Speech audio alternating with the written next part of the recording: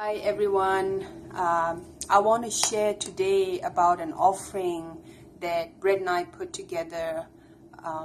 It's called Turning Your Wheel of Dharma, and it is inspired by Buddha's teaching and the turnings that he had done. It's a continuation of his work because it is so effective.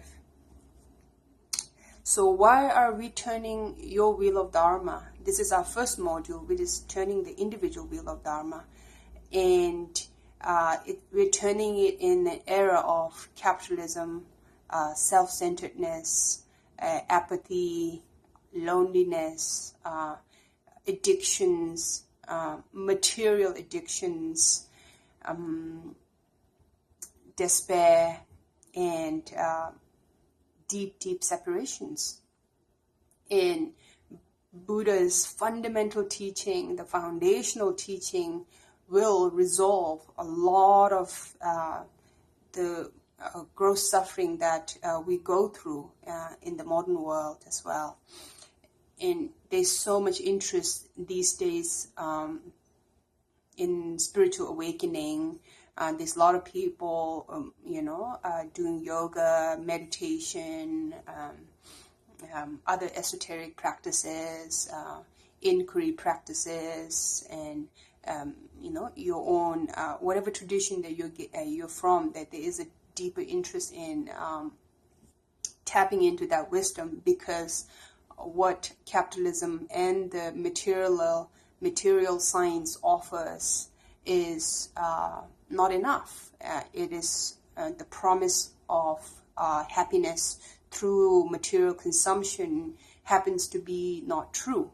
And so there is an inspiration to dive deeper into this, understanding this reality and examining what this reality is, and also what this self is, this self that is never enough, no matter how much we consume, however we might put on, whatever we do, somehow we never feel enough.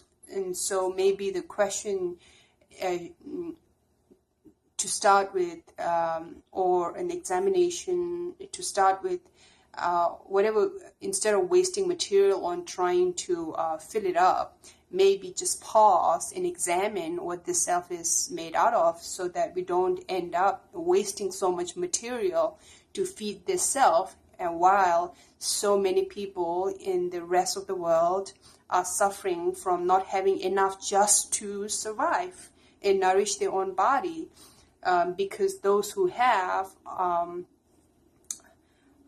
it's never enough for them. And so there is a lot of, inquiry and juice in here as a collective for us to sort out and even out and balance the energy in the world. So individually, why turning your wheel of Dharma? In the time of deep disconnection, self-centeredness, and loneliness, you can hear the theme of disconnection. Individualism, that I am an individual, that I became this individual independently of a sort, but not through the blessing and the grace of the rest. And I don't mean the rest of just humans. The food that we eat didn't come just from this human. There are, so many other beings at work, such as insects, the plants, the animals and the soil, this earth, water and the air and the sun. It really is so interconnected. And to live our lives as if that reality is, that fact doesn't exist, is such a violence against this so-called self that we say exists. Because the beginning, the start point of the journey is off. We're not moving forward, we're moving backward, we're looking back already. And so, and then it turns anti-dharma. And as a result of not knowing how interconnected we all are, we would hold on to our own views as the only truth, and become so fundamentalist to the point that we'll be willing to, at extremes, become terrorists, supremacists, greedy, power-hungry monsters of a sort, that would, cause so much pain and suffering upon millions and millions of people. That's on the extreme level. On an individual level, as we're turning it individually, we become so extremists in our own views that we want to control our loved ones, our children, our spouse, our relatives, our friends.